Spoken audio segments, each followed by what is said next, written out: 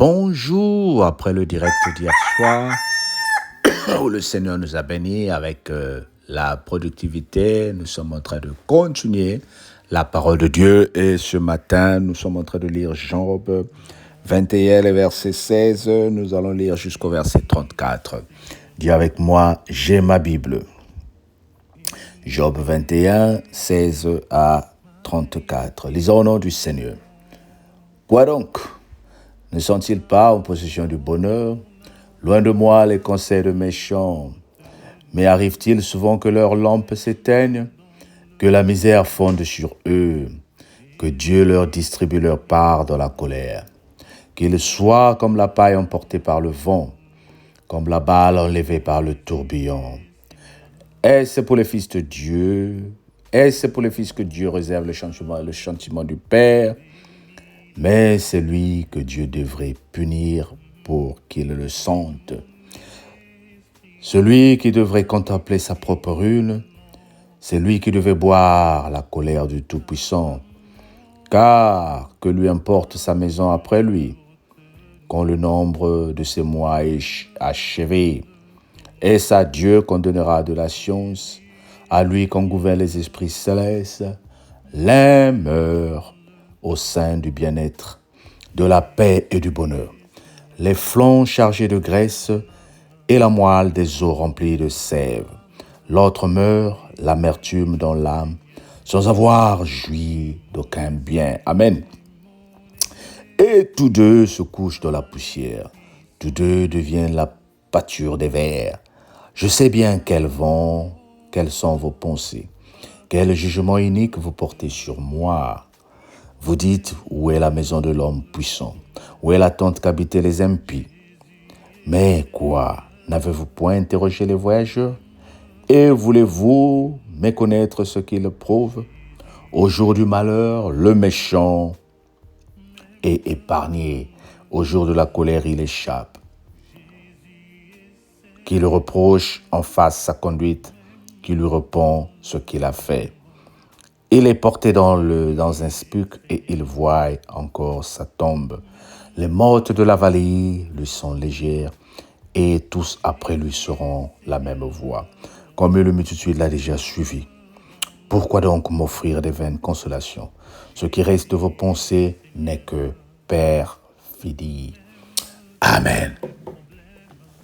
Il y a beaucoup de philosophie, il y a beaucoup de poésie dans le livre de Job.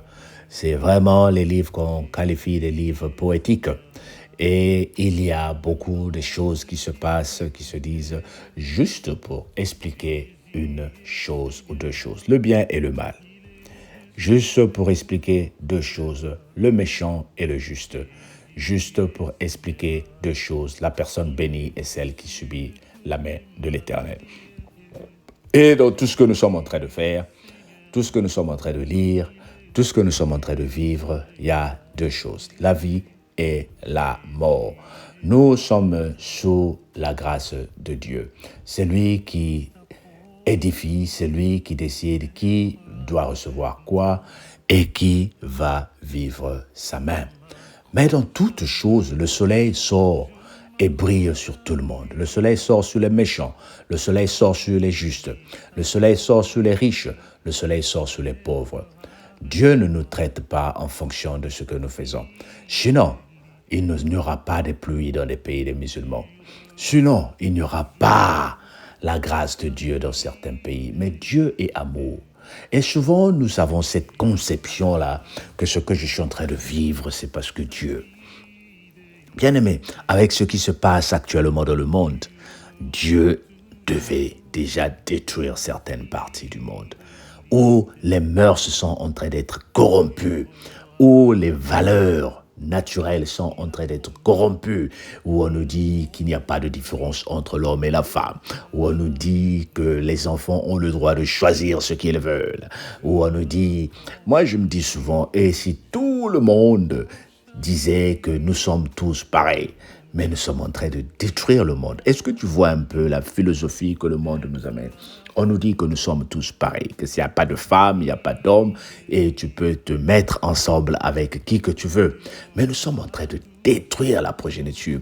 Et souvent, je dis aux gens, l'homme que nous sommes, les humains que nous sommes les animaux les plus excusez-moi l'expression, mais je vais en sortir. Parmi toutes les créatures, l'homme est l'animal le plus bête que le Seigneur a créé. Je suis désolé de le dire parce que je n'ai jamais vu des chiens qui sont en train de changer leur nature. Je n'ai jamais vu des oiseaux qui sont en train de changer leur nature. Ils ont leurs défauts, ils ont leurs limitations. Mais l'homme, tellement que le Seigneur nous a bénis avec l'intelligence, que nous voulons déborder, que nous voulons changer certaines mœurs ou certaines nature que le Seigneur nous a donnée. Mais qu'à cela ne tienne, le message d'aujourd'hui n'est pas pour condamner une personne ou pour juger. Tu es libre de croire à ce que tu veux, mais que ta liberté s'arrête là où commence celle des autres. Ne force pas aux autres de croire que ce que toi tu crois est vrai. Mais au moins, moi je viens te dire ce matin, je viens te dire ce soir, que notre Dieu est vrai, que notre Dieu est au-dessus de toutes choses. C'est lui qui a créé les humains, c'est lui qui a créé la terre et le ciel. Et tout ce qui y contient, c'est pour sa gloire. Bien-aimé, garde ta position dans la foi, que personne ne vienne te divertir pour te dire que on fait ceci, que on fait cela. Non, la foi de notre Dieu est claire. Jésus t'aime. Dieu est mort, Jésus est mort sur la croix pour toi. Et il a donné son Fils unique, notre Seigneur, afin que quiconque croit en lui ne meure pas, mais qu'il ait la vie éternelle. Que ne périsse pas, mais qu'il ait la vie éternelle. Ce matin, j'aimerais qu'on prie ensemble pour les mœurs. Oh bien-aimé, j'aimerais que tu te joignes à moi, que nous prions pour les mœurs. Le monde est en train d'être corrompu. Nous ne voulons pas que tu te retrouves dans un pays qui sera Sodome et Gomorrhe. Prions pour les mœurs. Là où tu es, prie pour les mœurs. J'aimerais que tu prennes toute la journée, à n'importe quel moment, réécoute cette vidéo et mets cette prière avec moi. Dis, Seigneur, je prie pour les mœurs. Je prie pour ma vie. Je prie pour mes enfants. Je prie pour ma famille. Je veux que tu nous ramènes les mœurs chrétiennes. Je veux que tu nous ramènes les mœurs chrétiennes, Seigneur. Oui, Seigneur, je veux que tu nous ramènes la nature, la vraie nature, Seigneur. Éloigne de moi toute culture qui n'est pas biblique.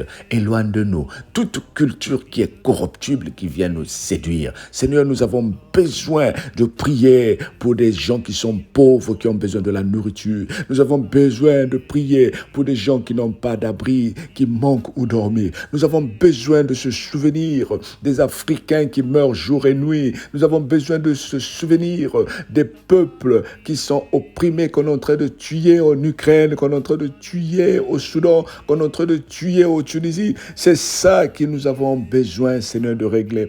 Pas les mœurs qui viennent nous retarder. Aujourd'hui, c'est parce que nous sommes dans l'abondance que nous sommes en train d'aller chercher des choses compliquées. Et le diable est devant nos maisons. Seigneur, je te prie pour des bonnes mœurs. Change nos comportements, change ma mentalité dans ma famille, change la mentalité autour de moi. Je me lève devant tout esprit qui va s'avancer devant mes enfants pour dire voilà ce qu'il faut croire, voilà ce qu'il faut accepter. Je m'oppose devant tout esprit, Seigneur, qui ne confesse pas le nom de Jésus dans nos mœurs, dans nos églises, quand nos enfants sont partis à l'école, quand nos enfants sont partis en colonie de vacances. Seigneur, éloigne-les de toute idée extrémiste, de toute idée de corruption, de toute idée qui commence à mettre le doute dans la vie de ma fille pour qu'elle se demande, suis-je réellement une fille? On me lève de toute idée qui peut rentrer dans la vie de mon fils pour qu'il se demande, je suis réellement un homme. Seigneur, tout ce que tu as créé est bon. Tu ne peux pas te tromper pour que moi je commence à me demander qui je suis. Oh Père, aide-moi à avoir la paix. Oh Père, aide-nous à avoir, Seigneur, l'équilibre spirituel. Nous sommes devenus des malades mentaux. Nous sommes devenus perturbés. Nous ne savons plus sur qui il faut croire. Seigneur, guéris la nation, guéris les peuples. Cette semaine de prière, nous voulons prier pour ce sujet, Seigneur. Accorde-nous ta grâce. pour que nous vivions ta main. Au nom de Jésus. Amen. Partage cette prière, bien-aimé. Il faut que le monde chrétien récupère nos valeurs. Il faut que le monde chrétien récupère ce qui nous est cher. Que le Seigneur te bénisse. Et toi qui m'écoutes pour la première fois, abonne-toi, abonne-toi, abonne-toi. Dieu a besoin de toi. Au nom de Jésus, notre Seigneur et Sauveur. Amen.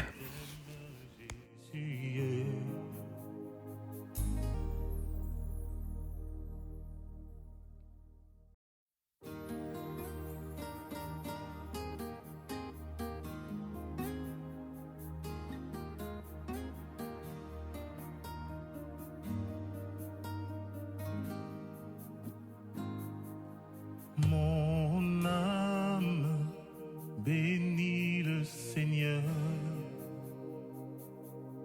et mon esprit magnifie son nom, car la mort n'a pas pu le retenir, même dans le tombeau.